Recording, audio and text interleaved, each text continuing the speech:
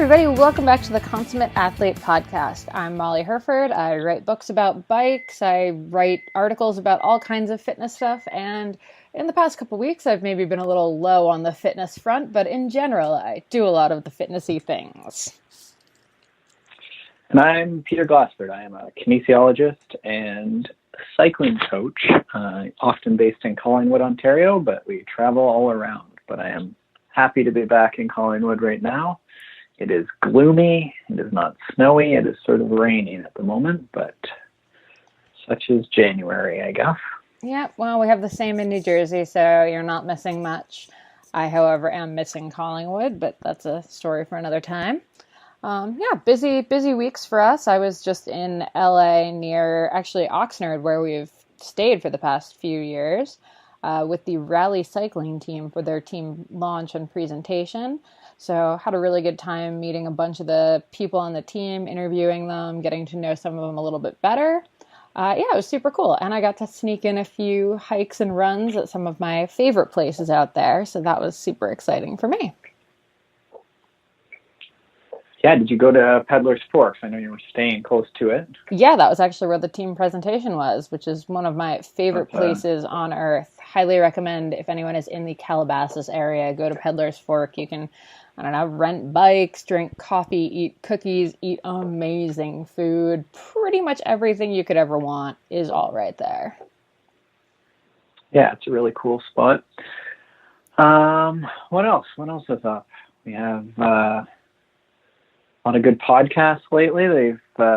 People have been liking the Ian Warner one of late, and cross-country skiing and stuff. So definitely, if you missed some over the holidays, definitely been some good ones there that people have enjoyed. Mm-hmm.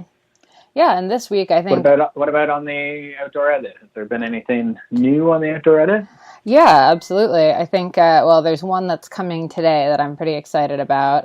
All about the art of sort of organizing and cleaning your gear, which I think is a lot of people's resolution, and kind of a good time is right now to do it. Otherwise, a few new articles. I'm trying to pull up some of them. Oh yeah, I have a review of our favorite swim run stealth shoes from Vivo Barefoot that I just put up. So if you've been intrigued at all about swim run or about barefoot shoes in general, I highly recommend checking the pair of shoes out. Read the review first if you're really interested.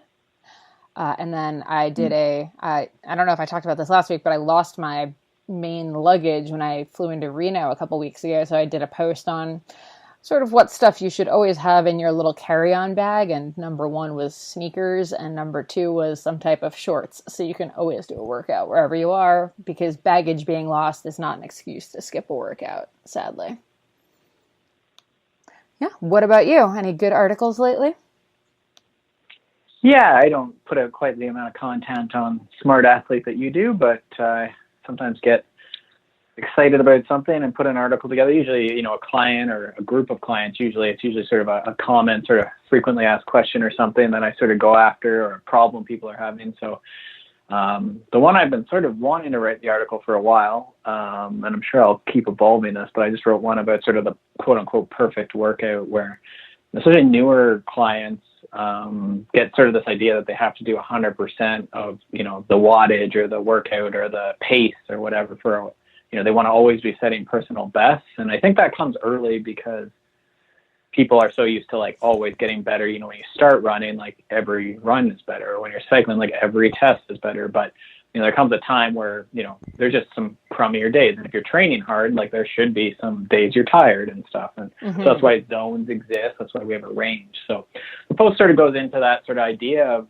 doing what you can and, just moving things forward, and, just the idea that we all want this 100%. But a lot of times, when people quit, it's they're 2% off of, what they were supposed to do. So sure. Anyhow, that's what the post is about. I think I did it fairly concisely. So. Well, I think that's actually a really good segue into today's guest. He's actually on for the second time, Jonathan Beverly. So he came on with us during the summer to talk about his book, Then Your Best Stride, all about our running strides.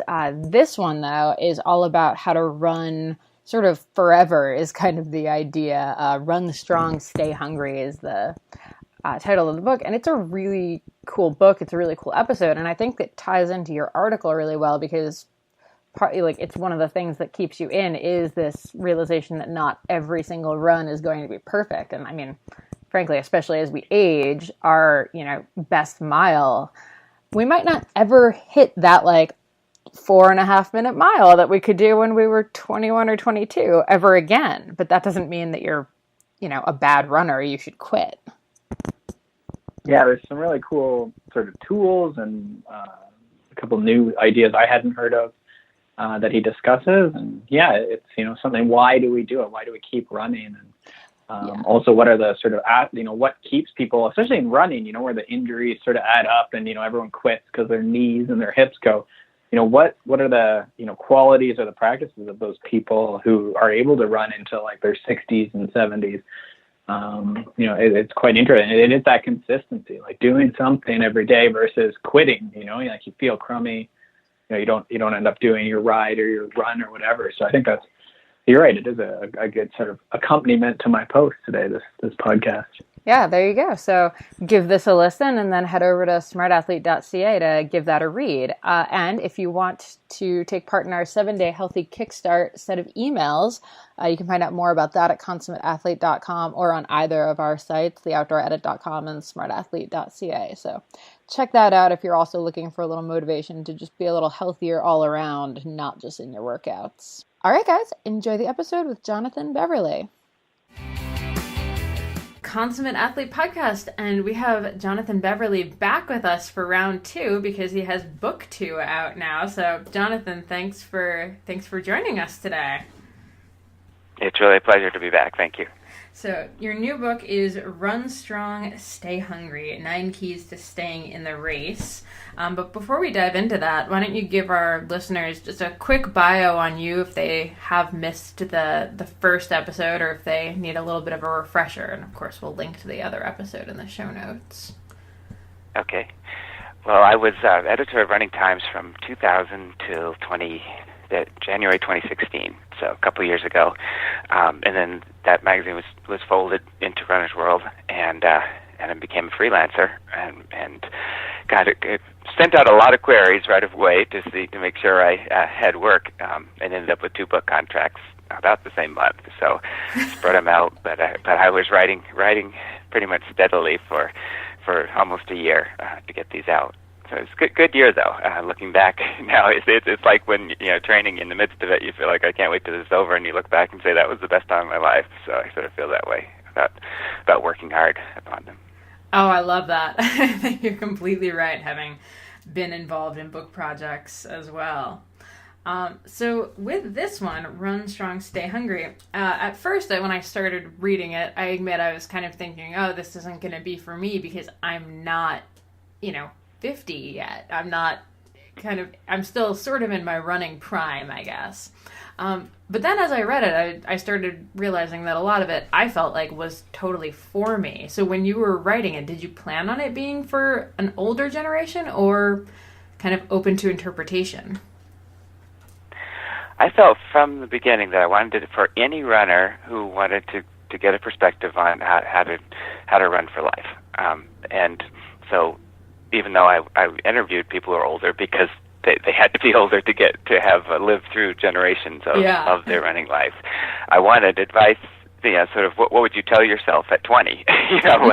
What do you need? What habits and mental perspectives do you need to adopt from the beginning in order to survive the years of running?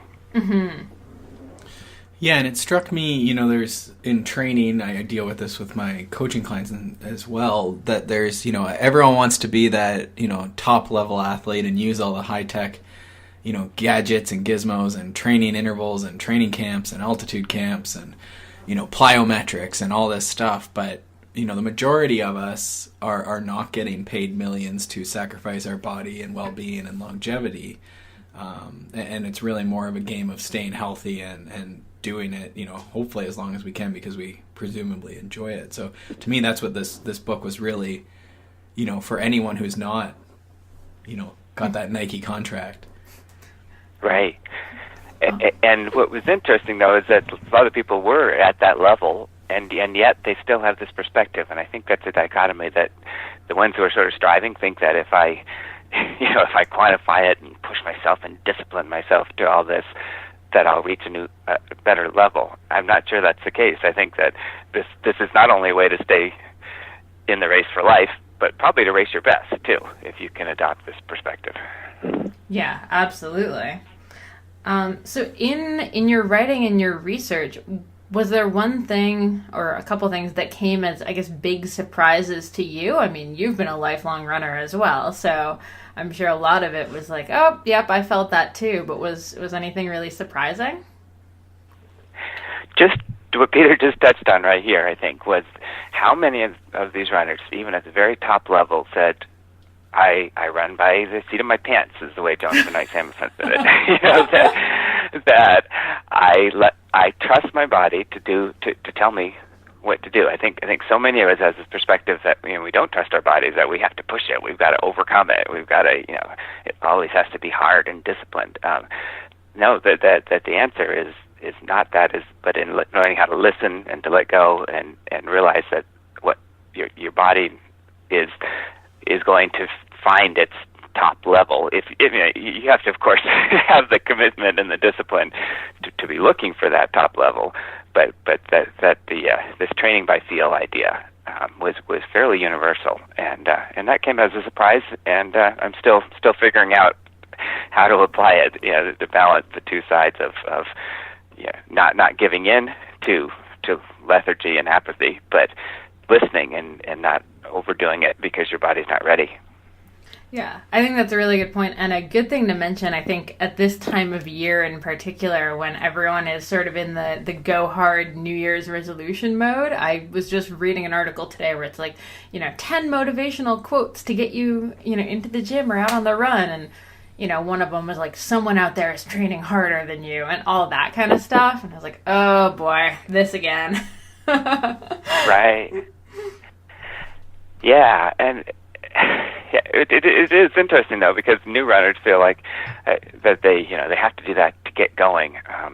Mm-hmm. And maybe I'm jumping ahead here a bit, but I was thinking about this on the run today. The first point is commitment, consistency, and it seems to me that's the discipline part that you need, sort of to have enough consistency. And as soon as you get consistent enough that you start to build the fitness of it, then the joy kicks in, because it feels good to be fit, and then it's easier to be consistent. I mean, it's a circular thing.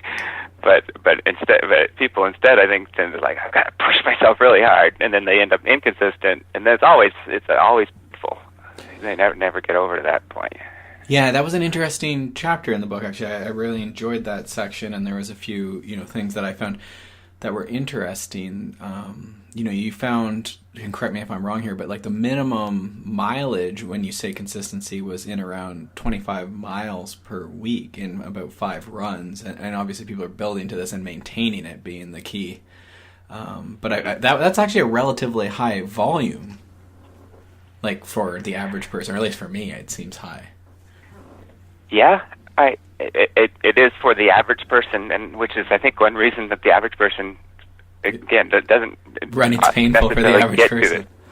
Exactly, that running is difficult. The quote from Scott Douglas, I think that people think is they roll their eyes at, but he says it's easier to run 50 miles a week than it is to run 20 miles a week, and I think that's probably true. I mean, because the consistency builds the robustness and the habit, and also so that it's easy to do it, as opposed to how every run sort of starting over in some ways when you don't have that kind of volume.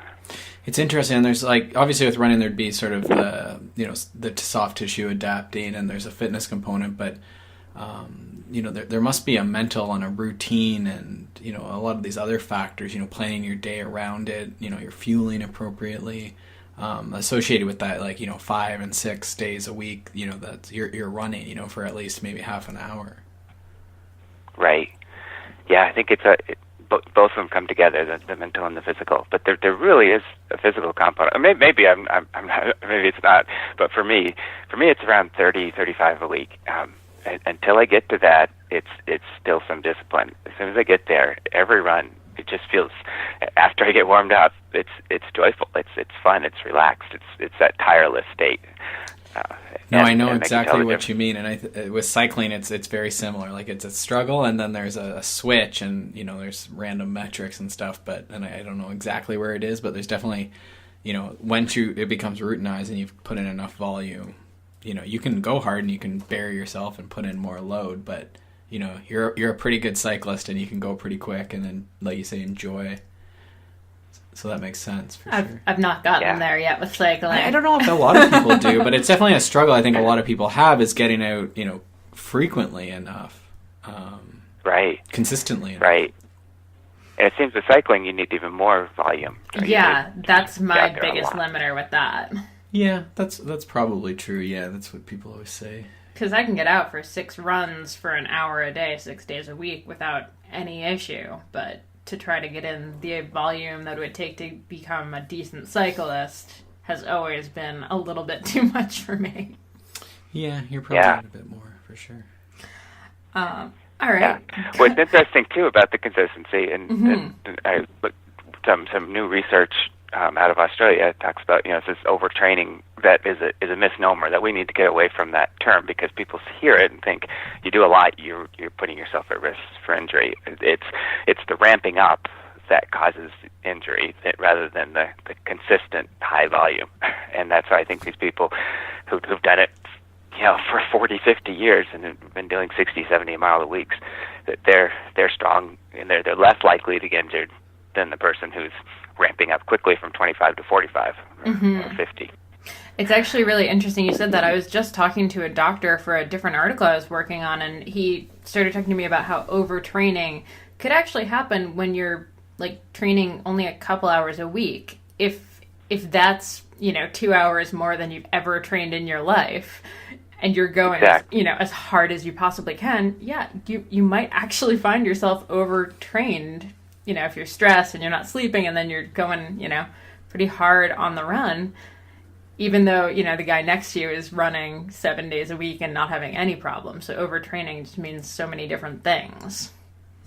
Right. It's the spike in training, not the volume of training that exactly. causes the stress. Yeah.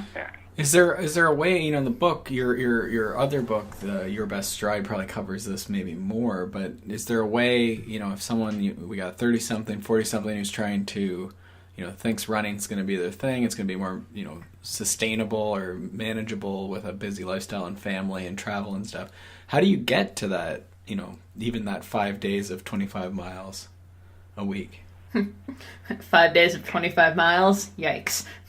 25 miles a week. Total, yes. Total. I think it's a matter of, and this is the sort of the barrier to entry, I guess, is of slowly. You have to take the time. You have to say it's going to take me 6 months to get there, and which then and then also paying attention to your body, and ramping up. One thing I don't know if I touched on it in the book, but I've been thinking about and working on an article about is I think that we need to think about increasing volume in the same way we do training, sort of the hard, easy more. That people sort of say, okay, I want to get to 30 miles a week. The 10% rule, they just climb straight up the mountain. Think of it as switchbacks. To increase some, pay attention to when you're recovered, keep that level for a bit, then go up again, and just keep working your way up as your body allows you to. Mm-hmm. Yeah. I think that makes sense. The maybe companion rule you talk about is or is mentioned in the book. One of the runners use is the rule of 3. So along that switchbacky journey to 25 miles a week, if you're noticing a niggle, the Achilles tendon, the knee pain, then this person suggested they take 3 days off and then they slowly build back to that previous sort of level. So they maybe do like a 1 mile run and then slowly build over a matter of days. So it might be a week to get back, to that switchback you were on. Yep. And then you got to be consistent to make sure you build back. That the 3 days doesn't turn into 5 days, and which is too often. Yeah. Right. You don't want to back off too much and miss everything. Yeah. So as you were going through and talking to all of these people, I wrote an article a few months ago called "The Rise of Duh Science," where I kind of talked about how a lot of the stuff that we're now kind of coming back to is really obvious stuff, like taking recovery days or eating more vegetables. Really obvious stuff. So, what was the biggest like duh thing that you found that every runner was kind of saying? Interesting. Probably related to this rule of three is the need to take days off that people and to take seasons off. I mean, people seem to be divided into those who are consistent or those who have variety, and the people who have survived through the years have both, and that's sort of. Duh. you have to do it regularly, but consistency doesn't mean constancy. It doesn't mean you're going to do 6 miles a day every day, or that you're gonna go hard every day, and you're gonna take days off, and you're gonna maybe take seasons off, and see your life in terms of that, in terms of cycles. I think the four seasons are a good model for us. I'm looking out the window right now. The trees don't have leaves. There's snow on the ground. There's no grass. It doesn't mean it's dead. It's dormant. We need that. I mean, that's sort of a duh thing, but we don't. We don't think that way. We think that sort of we're only as good as our last run in some ways. What our Strava feed says. Yeah, totally. And if someone else is doing something on Strava, we need to be doing that on Strava as well. Obviously. Exactly. And we don't want anybody to see that we only did 2 miles at 9-minute pace today. That's embarrassing. I actually really like that, like posting really slow runs, and then no one knows like you're running through, knee-deep snow or something. You notice that Peter had to clarify that. Right. He was like, I like posting really slow runs, when I'm running in really deep snow, obviously. It's not that I personally would ever do a slow... Nah, I just like never posting fast stuff. Because it boggles people's minds then you can like sneak attack them. Exactly. Sandbag. Really, yeah, it's a classic sandbag move in in 2017. 2018. Classic Strava move. I like it. Okay, Jonathan. Related to the variety is also, and maybe this isn't a duh thing, but something I begin to think about more and more is that it ties to all the other, that when we talk about the hunger and the love and the hope and all these things that I get to, is that these runners love every aspect of it, and to again, the people who tend to be the ones who are too consistent also tend to not appreciate it and enjoy it. They're doing speed workout. It's because it's Tuesday and it's because it's on the schedule and because I need to have this 6 weeks out from my race, not because it's fun to run fast. It was surprising how many people just say, I like to go fast sometimes, and that's not part of the running life. It really changes your whole picture of what training is. I think and it makes it both more enjoyable and more sustainable.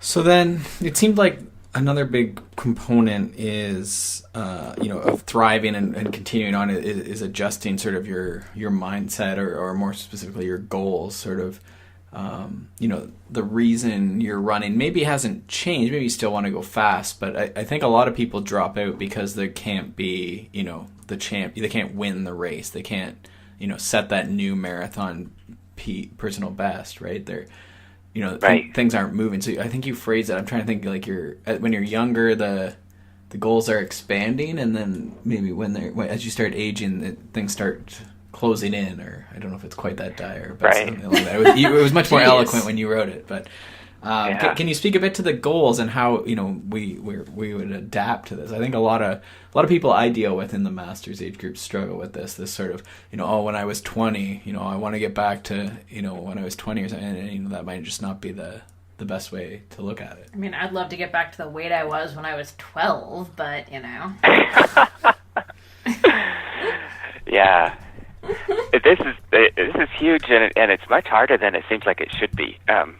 But the people who have told me they appreciated the book the most are those who are at that point where they realize they're never going to be as fast again. That we do really tie ourselves to that entire identities to that, I think. And that's why I think it's much harder than it should be, is that we start to think that, we're not who we are, or we're not, worthy if we can't hit a certain time, or if we can't place a certain percentage in a field. That there's an emotional attachment to that, and our reaction then, like I said, you go out for a run and you're feeling comfortable, and you look at the split and it's a minute and a half slower than it used to be at that effort. The first initial reaction is that sucks. That's disgusting. It's not worth doing if I can't do it at the level that I've been doing. To what was interesting to hear, that the people who survived don't necessarily, they had those reactions, but learned to get around them, learn to deal with them, to have some distance, by realizing, one, that it was arbitrary to start with. Everybody sort of, my best was a 2:46 marathon. That sucks if you're an elite athlete. I mean, I was very proud of it and proud of where that put me in the field, and and so if that's, to get around saying, okay, that was to change it from, I guess, the absolute to doing the best, being as fit as you can, doing the best you can with the parameters you have now. It's always about the parameters you have now, but those of us who were somewhat fast forgot that, that it wasn't what we brought to it.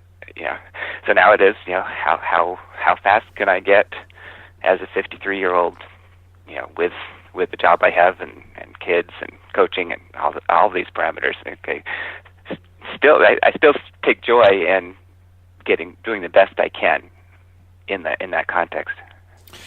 And so the age group is an obvious one. You start looking at winning age group, and some people are hesitant to do that. But you put it, I think that at some point people get to that stage where they start accepting age group results. Yeah, and I think they're hesitant because the people who are at the front always thought the age group was sort of a secondary, sort of settling, and perhaps the age group, people who win age groups take too much pride in it. think they're hot stuff, when they're not as good as the ones up front. I do think that age is tremendously humbling, though, to realize it, because we attach a value, to a certain time, and then to realize that that's the best you can do. That is your best time, and it takes as much training and as much effort to hit that time. You realize sort of how arrogant you were, perhaps, when you were younger and faster. Yeah. Now, do you ever tell people, in your coaching and in your writing, have you ever recommended just taking some time off of racing to kind of get over that attachment? Because I know for me, I had to kind of step back from racing entirely when I realized I was not going to go pro anytime in the near future, and I couldn't handle the idea of racing really, really poorly. I do. In fact, in the book I talked about that at one point, because there are a couple of people I interviewed that have kind of just gone away from racing, but still train hard and run hard. And a race might be just running up a mountain as hard as they can, and feeling that same burn and that same effort, but not having to tie it to the numbers and comparing with other people.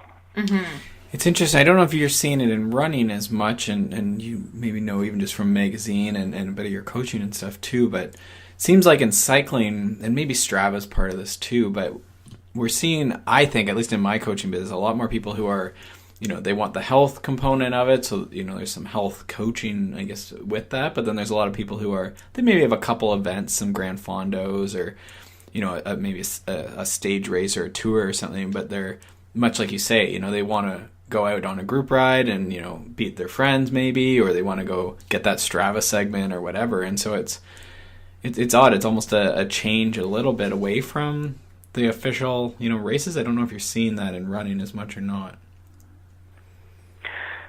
I think somewhat, probably not quite as much as in cycling, because I think there's still a lot of different racing aspects.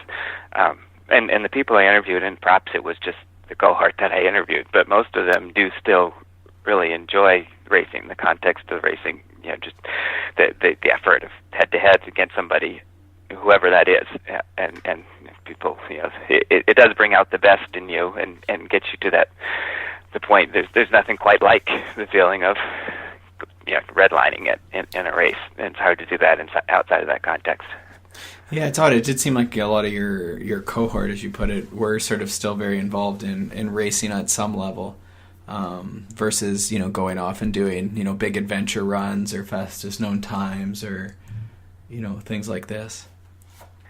Yeah, and again, there might have been the people I interviewed. I know that there are a lot of trail runners who do more fastest known times than actual races. Right. And that's, now technology's making that. It's, I guess, the lines between Strava and fastest known times and races are blurring a little. But yeah, I think that's the changing of disciplines seemed like another sort of way to adjust goals and maybe sidestep any direct comparison to your best marathon time is maybe doing, track or doing trail running. Cross-country trail running, yeah. Yeah, I think that's big. And then, and there's no shame in this. I mean, some of them I interviewed at the beginning of those who don't run competitively anymore have gone all the way to like rowing, where there's no chance of comparison, but you still get out there and get the same feeling of working hard and getting better. Mm-hmm. It's interesting. And then the other one that I had never heard of, but the age-graded results. Can you tell us a bit about that? I think some people might really, really like this concept of age-graded results and sort of that website. I don't know if there's an actual website you can link. I can probably find it too. Yeah, you can find several calculators that there. I mean, the original, it's a couple decades old. In fact, I wrote my first article about it when I was still in my 30s. I remember saying, I hope a decade from now it'll be really widespread as far as results. Because I'll take benefit from it then. And it still isn't that often, because it is contrived in a way. But they've got a lot of really good data where they basically compare across the board how people age, and then you plug in your time and your age, and it'll give you either a percentage of the world record or a converted time, sort of to an open athlete. So I use this all the time. I ran an annual 4th of July 5K here, and every year I'm somewhere between 10 to 30 seconds slower. But you plug it into the age-graded calculator, and you can see how close you are to your all-time PR. In a few years, I've been faster, which say, okay, again, according to this data gathered over the last 3 decades, how people age, I'm getting better, even though I'm 3 minutes slower than I was when I was 26. Yeah. Oh, I love that. It's like grading on a curve, kind of. Exactly. So it's really it's a useful way of, again, just staying to comparing and staying. It's one way you can stay in touch with the numbers, that you got attached to. Well, it's interesting. What I like about it is that, it's dire. I guess we all have to come to terms with death and aging. Jeez. But at a certain point, it's a fact, right? Right. You were only as good as you were, and so at a certain point, that's the best you're going to do. So you can compare it to yourself. But then also right. there's an age, humans, and we're always pushing the limits of human capacity. But there's a certain element there where this is just the best. So it moves or adjusts the goalposts a little bit so that you're not just beating your head against the wall and thinking you should be doing world record marathon pace at 50 years old, right? Like no one's doing that. Right. Yeah, and it's very comforting with how one of the first articles ever written on it, Joe Henderson wrote that the most comforting book ever written was a little pamphlet put out that showed age grading times because it says, okay, I'm not that bad off, Mm-hmm. I'm this slow, but the best I ever did was around 80% of the world record, and so now if I run a 80% run at my age, I'm as good as I ever was, regardless of what the absolute time was. Mm-hmm. I really like that. Yeah, so there's a bunch more things in there. We'll leave a little bit as teasers for setting goals and stuff, but I think maybe the consistency chapter I really liked, but the goal setting one was really neat. Like just a couple tactics on, that global concept of setting goals, staying motivated, like why, finding your why. So I think that's the book paid for itself, or it's paid for its price, or was found its value? Paid for itself. You're good Paid for there. itself. Perfect. Actually, what I wanted to ask about is what made you decide to, instead of doing, I mean, you could have done a whole book on the physiological stuff, right? You could have added a bunch of chapters on like injury prevention or stretching or like do these 10 workouts. But instead you actually chose to focus like the lion's share of the book on the psychological principles. And I thought that was really cool. Can you speak about what made you decide to do it that way? Primarily because that's what people wanted to talk about. I started out with the interviews, and I tried to make the whole book I tried to bring a journalist or scientist perspective to it, of talk to as many people as possible, and I didn't ask for their keys. I asked them to work through their lives. Tell me when you started. Tell me when you fell in love. Tell me, how did you get through the transition from school to running on your own? How did you get through the transition from to masters? And that's where the principles came from. But the majority of people it was very clear from these people who have made it through that the psychological is far more important than the physical. That the physical patterns differ with each person, with each situation, but the universal truths are, how do you deal with this? How do you adapt? How do you deal with the emotional difficulty of knowing each run tells you you're heading to death, as you said, Peter. I mean, it is huge. And then hearing again and again how much people love running, love every aspect of it, both from the daily runs to the all out neck and neck sprints to the finish. Mm-hmm. Yeah, and I mean, I think that's actually the last chapter in there is about love. And the one before that I really liked is about hope and the power of optimism. Can you talk a little bit about kind of how that chapter came to be and the kind of key points there?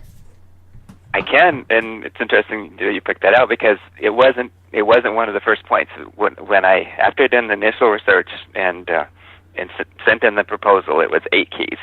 The ninth key came as I was finishing up the interviews, is that I just kept coming across these people who had things that you think would derail their running. They discovered they had diabetes, they had a hip replacement, they had heart valves, all these things. That's like, why would you continue to run and compete after this? And I felt like that needed to be addressed somehow, but most of us don't have those types of things. I mean, I wasn't sure it was relative, generalizable to the whole audience. And I was up in Maine a year ago in December, eating supper with one of my former classmates. Actually, 2 of them are classmates. They're both cross-country runners. Now they're married and both teach and coach at my home school. So it was very cool. But the guy, Chris Jones, he said, well, I can't run under 60, for the Tour de Lac. It's a hilly 10-miler that he directs, because I don't train enough. That if I trained as much as my buddy, then I could still do it, even though I'm 53. And I realized that perspective was the same perspective as if you had a hip replacement. That all of these runners have hope, that they believe that if you train harder, that you can get better. And that has maintained. So no matter what happened, no matter how what life throws at you, they believe that right now I can get better. And of course, better is relative. It's not, at one point, that's the expanding sort of and contracting. At one point, better was absolutely better. You can get faster than you ever were before. But there's still a feeling that, from today till, I'm thinking of a April marathon, I can train and get better. And that hope, I think is characteristic of everybody and absolutely necessary. Without that hope, there's no way you can keep going. And there's no joy in it. I mean, you keep going, but then it just becomes, okay, I'm just holding off the inevitable decline. No, these people believe they can still get better. Yeah, I mean, it's hard to love something when you are just kind of on the side of pessimism and you're figuring every run is just getting a little bit worse and you're never going to be able to do something. So it does sort of lead into that. So having sort of centered in on this idea of hope, I did some research and went to Seligman's book on learned optimism, and he has very specific keys, and sort of strategies of applying optimism. He sees optimism as something you can use. It's not. We think of optimism as a personality trait, but say no. It's a psychological strategy to say, okay, you can. An optimistic perspective is arguing with the things that make you feel like. The pessimist says, okay, I ran as hard as I could, and that's my time. Okay, I'm just old. The lethal weapon. I'm too old for this shit. Yeah.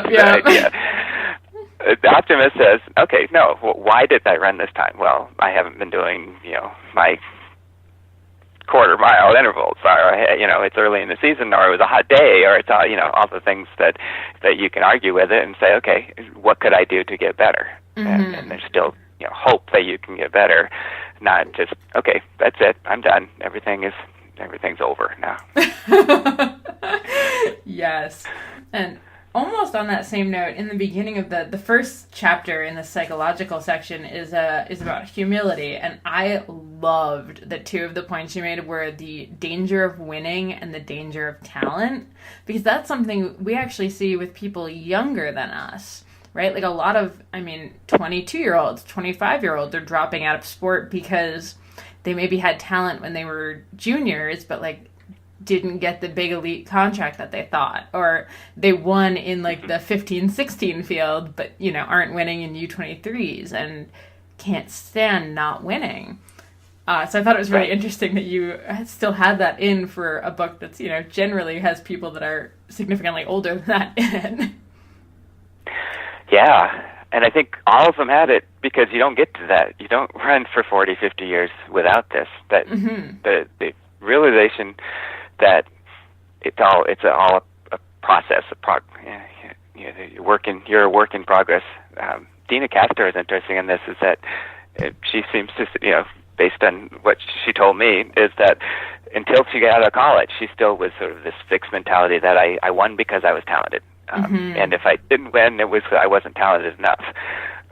And then that's when she met Joe Vigil, and he convinced her the idea that that you could get better. You can always get better, and that's the humility and the hunger come together. Is realizing that you can get better. There are other people better. I can get better. And a race isn't a test of my talent. It's just an indication of where I am in the process. So you have a bad race, it's not that you weren't good enough. It was, again, so what can you do to get better? Okay, here's a mark. It's not a judgment. It's just data. Mm-hmm. So you interviewed a ton of big name runners in here. I have to ask, who was the most interesting to interview? That is so hard with over 50 people. I'd say Dina was the most eloquent by far. She just as you can see throughout it, there are quotes. You just pull out a quote you could put on a poster every 5 minutes. Jumping Knight Samuelson is just she's reticent. Main, you have to get her talking, and then pretty soon she's fine and interesting. Colleen Direct is this great South African accent and perspective of having grown up in the bush and just running, loving to run. But then a lot of the people who were not big names were also fascinating in how good they are, how consistent they are, and their perspective. Runners are just are pretty great people, and they're interesting. Yeah. They have an interesting view on life, regardless of whether you're talking about their training or not, or how well they did. I mean, a guy named John Mirth is a college professor and very, very consistent throughout his life, and very self-reflective on that. When he talks about training by feel, it's about just what's great about it is he can do a fartlek workout, and it feels everything is exactly the same as it was 30 years ago. Mm-hmm. Except speed, but he doesn't pay attention to speed. But the time he's running, the effort he's running, the whole workout is exactly the same, and that's pretty cool, and that's important to get your mind around, to say that you don't have to then measure it and then lament that it's 3 minutes slower than it used to be. Yeah, for sure. There was also, I remember I read a section about, I think it was I want to say 55-year-old or something from Oregon, and works a normal like job, I think a lawyer or something, and puts in like 70-mile weeks, something crazy like that. And I was just like, oh my gosh, like that's consistency. And then I wanted to go out and do a really long run, but we have like 3 feet of snow right now. So luckily I didn't go out and hurt myself. So.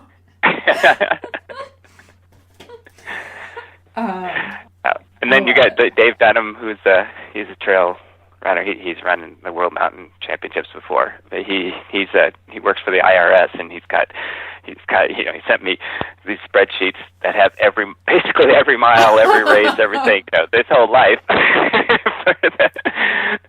But he's very self-deprecating and just great people. I love that. That's so IRS. Of course he'd have a spreadsheet for it. Yep. And then you and I talked about this, before we started the official podcast, but this book kind of reminds me of Dan John writes a bunch about strength and conditioning, where it kind of goes to life. So he has one book that's called Now What, and it's about what to do once you've kind of hit your kind of physical goals, but you could read it for business or you could read it for life. And I think this book is very similar like that. So yeah, what did you figure out about life from writing this book? It's so hard to put it into words. That's what I felt like, even when I got to the end in my last chapter here, sort of why run for life? Why is it valuable to be a competitor? Is it better just to give it up than to try to make all these adaptations? And I think the key thing is this circle of trying to be your best, and that's really what it all comes down to. And I think perhaps we get distracted by that with success and with the absolute measures, that we begin to think that that's the goal, and that distorts it all. Even for people who aren't winning, but people, if your goal is to run under a 4-hour marathon, and that's all it is, then you start to think that all the long runs are just to get that, and if you don't get that, then they were worthwhile. But to change it around, to realize that it's about being your best, and any measures of success are just a way of celebrating that and marking that, is life transforming. Cause,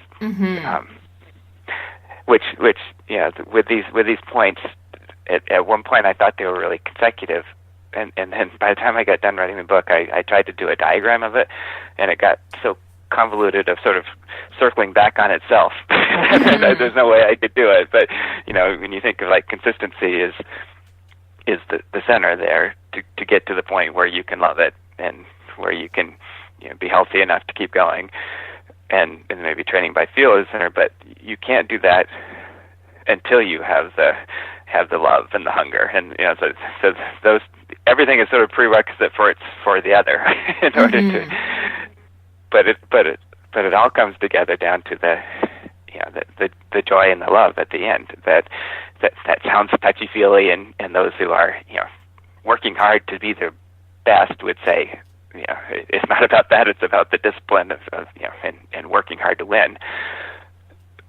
In the end, it's not. The working hard to win. The only reason you work hard to win is so that you can enjoy it and be the best you can be, and to be the actualized person that you can be. Yeah, I mean, if you're working that hard and when you finish you're absolutely miserable and there's no joy in it, then you wouldn't stick with it. You wouldn't do it. Or if you do, why are you doing it? You should probably not do that. That seems awful. Yeah. And the best athletes, the ones that are on the podium at the Olympics, I think are the ones, they too have this, they understand the love.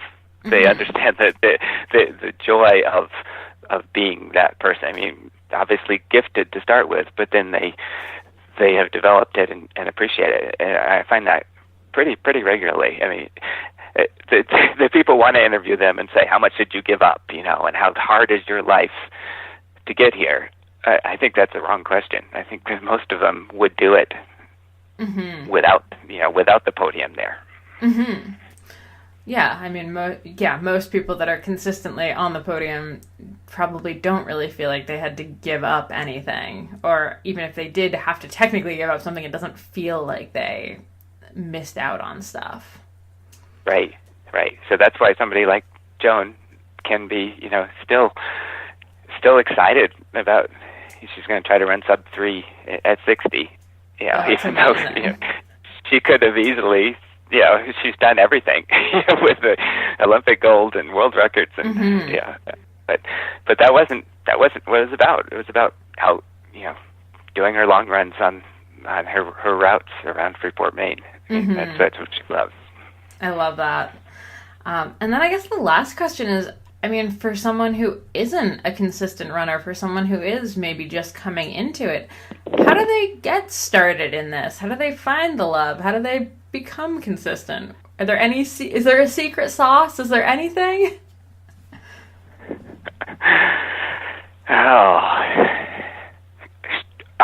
Shut up and run. And it's not shutting up yourself, it's shutting up all the voices that tell you you're not good enough, that you're not running hard enough, that you're not a real runner, or whatever else. That just get out there. That you're not going far enough. I think that's a very common, sort of, whatever level you are. I love the quote Craig Christians from Omaha said, it's never a bad idea to do a 30-minute run.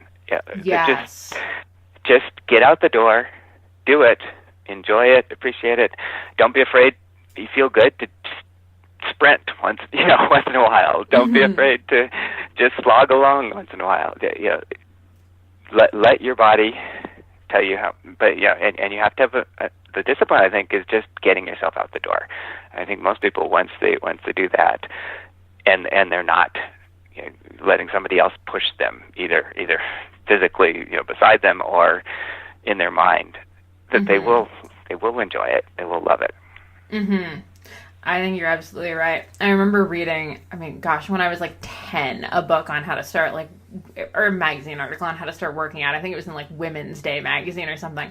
And it was pretty much about getting out the door. And it was this woman kind of reverse psychologying herself, where she's like, okay, I don't have to actually work out. I just have to walk out of the house. And then when she's out of the house, she's like, well, I might as well just drive to the gym. And then I don't have to get out of my car. I just need to get to the gym. And then it's, okay, well, I'm just going to put on my gym clothes. I don't actually have to work out. And then, obviously at the end she's working out. And I think it's sort of similar. We just have to kind of trick ourselves into getting out and getting started. And once you do that often enough, it starts actually getting to be fun again. Right. Yeah. And then build the habit. Make it consistent enough that it's not a question every day. Am I going to do this? It's sort of, when am I going to do it? But don't put pressure on it. I think a lot of people that I interviewed that quit, it was this level. If it's not worth, if I'm not going to do 10 miles, it's not worth doing. That is a death knell to your running eventually. Just whatever you do is worth it. And then if you do more, then that's a bonus rather than the other way around, that you failed at it because you didn't do enough or you didn't go hard enough. Yeah, absolutely. Awesome. All right. Where can people find you and this book on the interwebs? The book is available, sort of wherever books are sold is the phrase. It's on Amazon. It's a Velo Press book, and you can order it directly from Velo Press.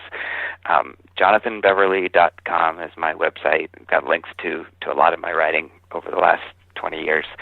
I do have a page for the book there.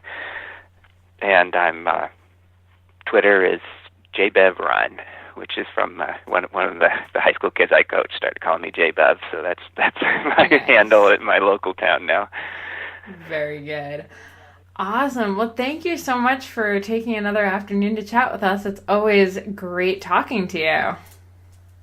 Great talking with you and great insights. I'm glad you enjoyed the book, and best of luck with your winter training there in the Northeast. Oh, thank you. We need it. All right. We will keep you posted on the episode. Thanks again, and chat with you soon. Hey guys, before you go, we just wanted to have one quick word from our sponsor, Health IQ. Health IQ is a life insurance company that helps the consummate athlete like you save money on your life insurance. To find out more, you can check out healthiq.com/CAPOD. That's CAPOD for all the details and to take a free quiz. Thanks so much for listening to this episode of the Consummate Athlete podcast. To check out all of the show notes for this show, go to consummateathlete.com, and to follow along with our various adventures on the social medias, you can check us out on Facebook at facebook.com/consummateathlete, or follow me, Molly Herford, at Molly J. Herford on Twitter and Instagram. And I'm at Peter Glassford on Twitter and Instagram. And if you could do us a huge favor and rate and review the podcast over on iTunes, that helps us bring on more guests, get more episodes out, and do more cool stuff. So we would be forever grateful. And if you're looking for coaching for endurance sport or just for health and wellness, you can check out smartathlete.ca. And for amazing outdoor content, you can check out theoutdooredit.com. Aw, honey. And that's theoutdooredit.com for Molly Herford's writing and all things outdoors. All right. Thank you so much for listening, guys, and we'll see you next time.